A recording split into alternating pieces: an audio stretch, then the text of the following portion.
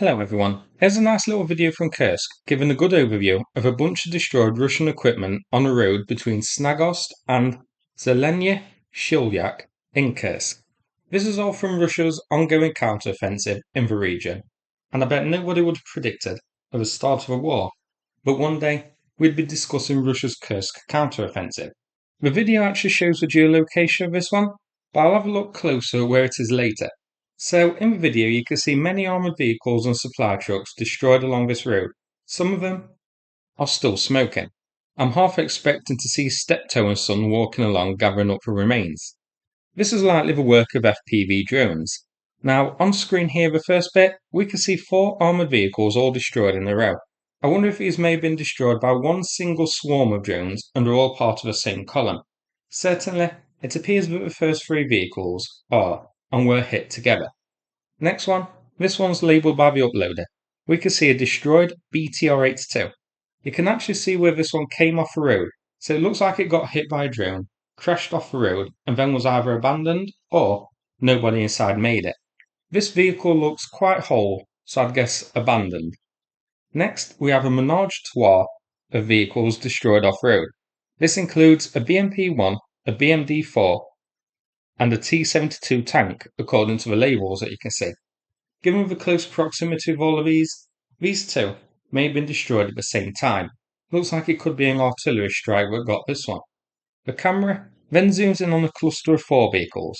So the annotations here show that we have a BMP-2, an Akhmat MRAP, which are used by Kadyrov's TikTok brigade, a BMP-1, and a BTR-82A.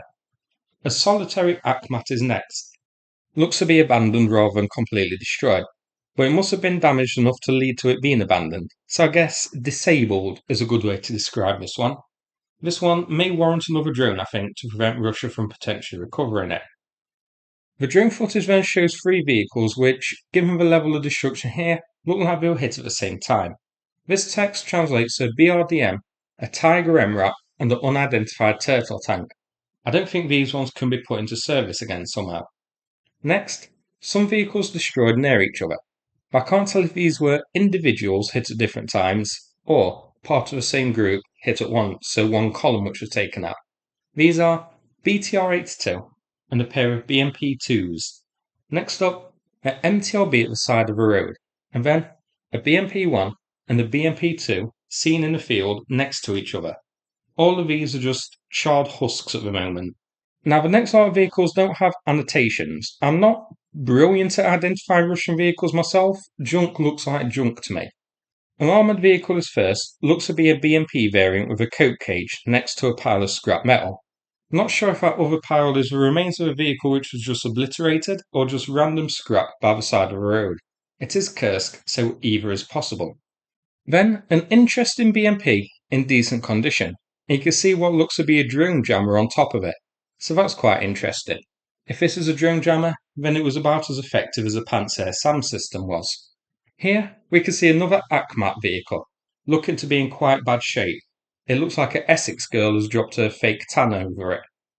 A tank is next with a rather rounded turret, I think a T-62 or a T-55. Looks like an antique piece anyway, I think it's one of the older variants.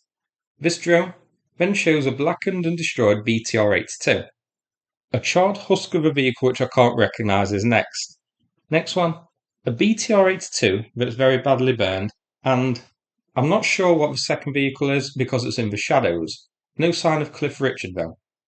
Then, we see a cluster of various vehicles abandoned and destroyed to finish off the video. In this clip, we see MTLBs and BMPs here. A vehicle with 522 painted on the side. This one's an interesting one, because it's absolutely loaded with junk on top. Looks like the junk lady from Labyrinth now. This was presumably an attempt to better protect it, but failed miserably. And at the end of the video, we see the geolocation done for us, a pin showing each destroyed vehicle in the area. 56 pins are shown here. I counted around 40 vehicles in total in the video. Some of them appearing in zoomed out views at the start and not specifically focused on in the drone footage, such as this screenshot here, where we see some vehicles, including the Scooby-Doo van, which weren't focused on specifically. At the end, the summary of equipment destroyed in the Russian army in Kursk is given.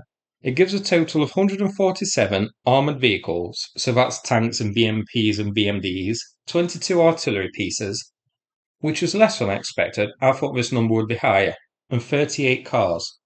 I believe that artillery pieces also means MLRS systems such as the BM-21.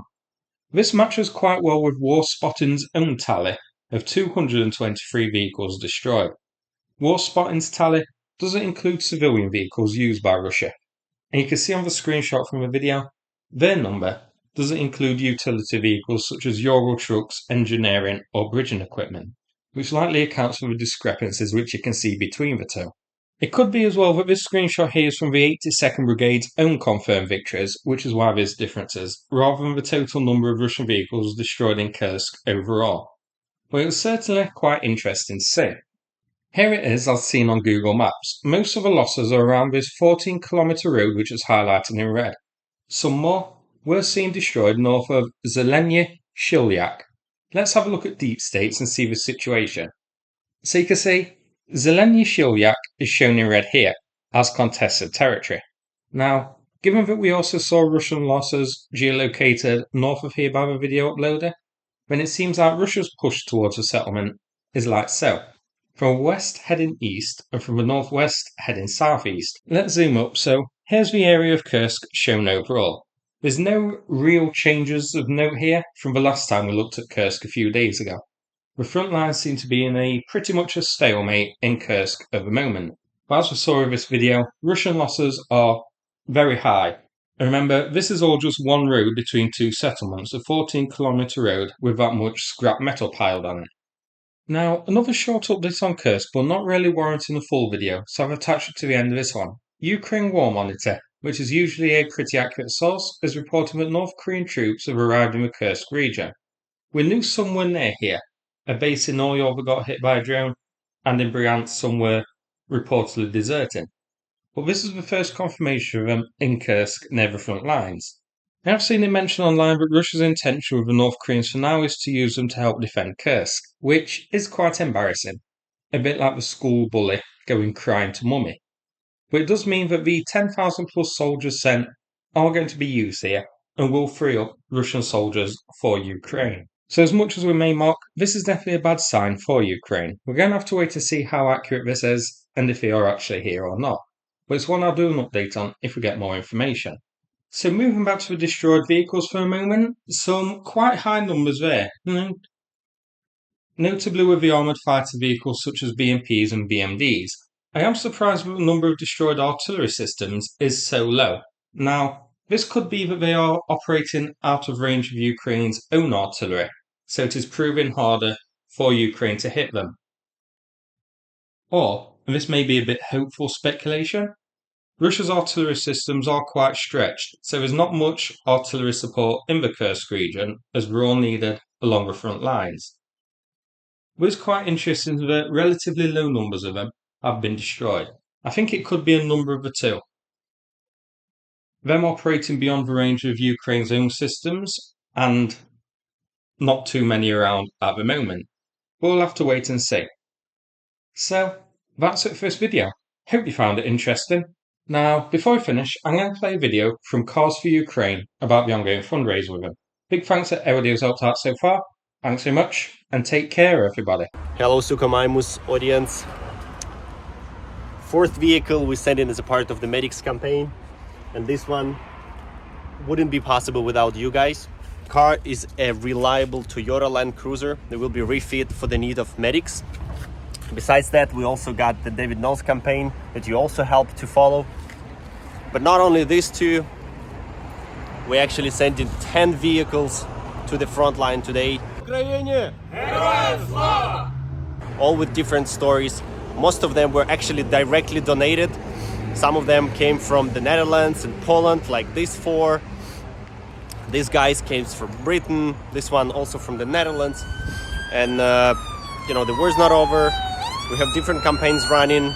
We have some campaigns that help medics. We have some campaigns that will help to refit those donated cars as a part of our Power the Frontline campaign.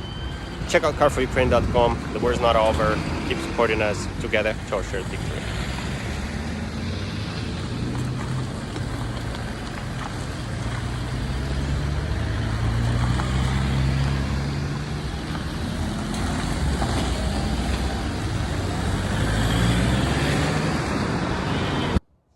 just send the message to Fanta, our contact person in medics, and ask her to send me some photos when she receives the car. And she said, I won't be the one receiving it.